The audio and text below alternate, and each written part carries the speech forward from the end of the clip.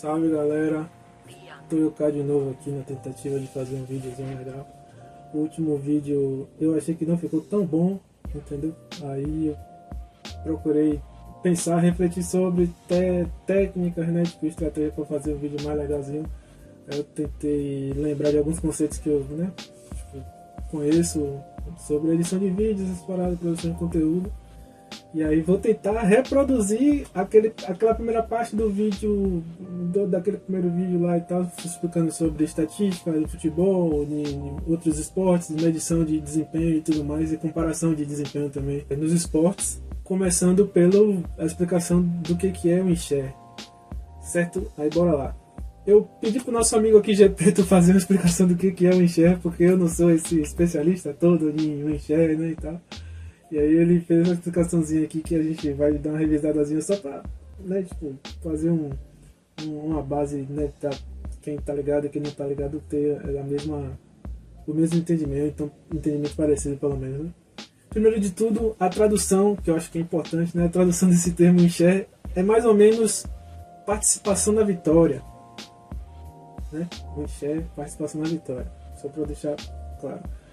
E o ChatGPT traz aqui, ó, o enxergue é uma métrica utilizada principalmente no basquete para avaliar a contribuição individual do jogador para as vitórias de sua equipe ao longo de uma temporada. Aqui já um troço importante também, que o enxergue é algo que é uma estatística que vale mais a pena a gente avaliar em longos períodos de tempo, seja temporada, seja carreira do jogador e tudo. Eu acho que é importante também a gente fazer essa sinalização. Eu acho que só o nome já traz uma boa explicação do que seria, né? Eu não vou me estender muito nessa explicação, não. Mas é só para trazer esse conceito, né? Algo que eu acho que não é tão óbvio é que o enxergue é dividido em um enxergue ofensivo e um enxergue defensivo. Certo? Aqui tem uma fórmula simplificada um pouco, né? De como fazer essa medição, de como é feita essa medição. No caso, né, das estatísticas ofensivas e aqui nas estatísticas defensivas. E aí pode ter casos, né, que o enxergue defensivo vai ser mais eminente e o enxergue ofensivo vai ser mais eminente dentro de um intervalo de observação de um determinado jogador. Às vezes o mesmo jogador pode mudar a percepção, né, claro, dependendo da temporada, da atuação dele, a posição que ele exerce, tudo mais, a função, o técnico, tudo isso influencia bastante nesse resultado final, né? Aqui a gente tem a interpretação dos valores. Eu acho que essa visão aqui é interessante, ó. Não nessa aqui, essa aqui. Comparação histórica. Jogadores de diferentes eras podem ser comparados, já que a métrica ajusta o impacto em relação ao desempenho médio da liga em cada época. Isso aqui é muito massa. Isso aqui é muito massa, porque dá várias possibilidades pra gente fazer várias comparações. E aí, como eu tinha falado antes, né? É algo que eu acho que falta, por exemplo, no futebol. Mas não vou me antecipar, não. Vou fazer... vou ser estrito aqui o objetivo do vídeo. Primeiro, explicar o que é enxergue. Agora a gente vai fazer umas comparaçõezinhas, né, de um enxergue da temporada de certos jogadores com a votação para o melhor jogador da liga. Aqui a gente tem duas tabelas. A tabela de cima mostra a votação para o prêmio de MVP, melhor jogador da liga, na temporada de 2023-24, e embaixo também na temporada de 2023-24, mais um ranking de quem teve mais um enxergue, ordenado, né, claro, por quem teve mais um enxergue. Aqui a gente pode perceber que há bastante similaridade, os nomes quase que são os mesmos, né, de quem aparece no top 9 da votação do prêmio e que aparece no top 9 de quem teve mais um enxergue. Aí claro que tem algumas diferenças, não é exatamente as posições que estão ali corretamente representadas, mas apesar de que o primeiro tá ali, o primeiro realmente é quem ganha, e o segundo também, e o terceiro que mais foi votado tá em quinto de quem teve mais um enxergue, e o quarto que foi mais votado tá em terceiro de quem teve mais um enxergue. Aí que eu quero concluir com isso, que a estatística dá uma boa base para se entender o desempenho dos jogadores. A estatística não vai dizer tudo, não vai trazer, a gente cancela a votação, cancela a votação, tem mais votação, analisa só quem teve mais um enxergue ou menos um enxergue. Claro que é uma subjetividade no impacto, na avaliação do impacto do desempenho dos jogadores para o time, para o desempenho do time, para até o impacto o que há de se entender da presença ou da ausência dele. Tem estatística também que mede isso. Apesar dos pesares, né, eu acho que essa é uma boa estatística para fazer a avaliação de desempenho. Continuando, vou trazer outros exemplos. Aqui a gente tem as mesmas duas tabelas, né, votação do MVP em cima e estatística ordenada pelo WinShare embaixo. E aí a gente tem também a mesma coisa, os nomes também bem repetidos. Claro que, como eu falei, a estatística não vai dizer tudo. Nessa temporada, o Joel Embiid foi julgado como jogando melhor basquetebol do que o Nikola Jokic. Apesar de ter menos WinShare, ele ficou em quarto na tabela do WinShare, mas é isso, como eu falei, os nomes ali continuam sendo representados. Próxima tabela, agora mais um par de tabelas, a gente vai fazer essa comparação aqui, ó. Na esquerda a gente tem os vencedores de MVP com as estatísticas dele e tudo mais, comparando. E na direita a gente tem os líderes de WinShare nas respectivas temporadas. A gente pode ver uma dominância nas últimas temporadas, né, do Jokic.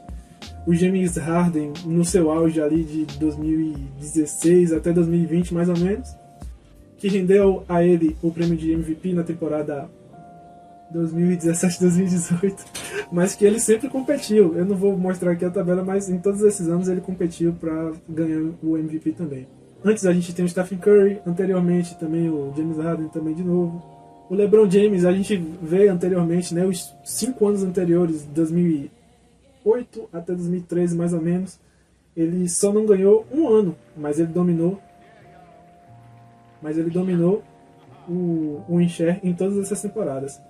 Aí a gente vai ter Kevin Garnett, Tim Duncan, Shaquille O'Neal, todos esses aparecem tanto em uma tabela quanto em outra, ganhando o MVP e sendo líder de WinShare. Pegando o recorte anterior dos 20 anos anteriores, eu peguei a partir de 80 até a virada do milênio. 80 que é mais ou menos quando, acho que foi 80, bem na temporada de 80 e 81 que começou a ter a regra dos 3 pontos, da linha dos 3 pontos, que antes disso não tinha. E que pra mim é das principais mudanças que se teve no esporte há um certo tempo até agora, pior que já são 40 anos, 45 anos, quase 50. A gente tem, da mesma forma, líderes de WinShare e vencedores do MVP. A gente tem a reprodução de vários nomes: Karl Malone, Michael Jordan, David Robinson. Hakeem Olajuwon não aparece nos líderes de WinShare, mas eles no líder da temporada especificamente, o melhor, mas ele está sempre entre os melhores também, o Hakeem Olajuwon. Chuck, Charles Barkley também aparece entre os melhores, mas em nenhuma temporada foi o melhor no WinShare, mas ele ganhou o prêmio de MVP. Magic Johnson, Larry Bird, Moses Malone e Kareem Abdul-Jabbar, que foi líder de WinShare, mas não ganhou o MVP nesse recorte. Ele ganhou o MVP no recorte anterior a esse, mas tá aqui, né? Também a mesma lógica. E aí, pra finalizar, um pouco de polêmica, né? Bora brigar um pouquinho. Bora brigar um pouquinho aqui. Aqui eu trouxe, né, uma tabela com algumas colunas. Essa tabela foi eu que fiz, na mão grande. Eu peguei algumas listas, né, de melhores jogadores de todos os tempos, de alguns sites, né, foram esses, né, que tá aqui, o Complexo, ESPN e Bleacher Report. As duas colunas mais à direita tem o WinShare total na temporada regular e o WinShare total no playoff.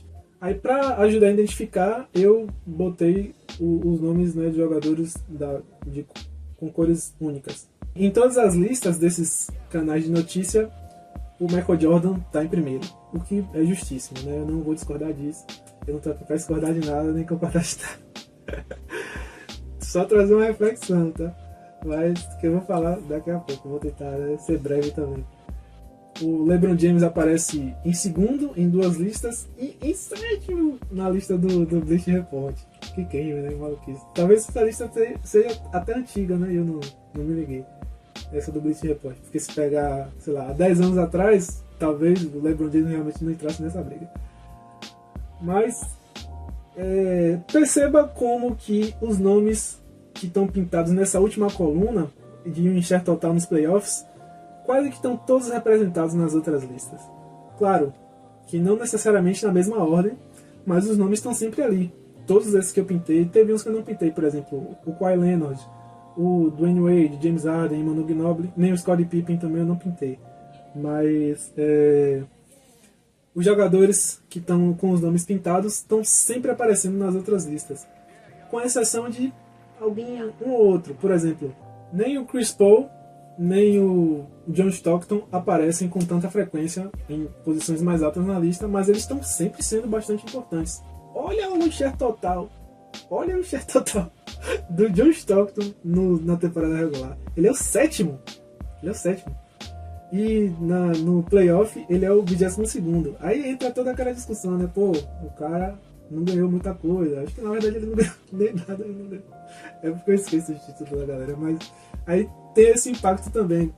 Aí eu vou chegar nisso. Mas o que eu quero concluir primeiro é: os nomes estão sempre ali, baseado nessa estatística que eu considero ser extremamente relevante para o entendimento do desempenho dos jogadores. E aí, como a própria estatística espera, né, essa comparação é melhor feita se feita em períodos maiores, né?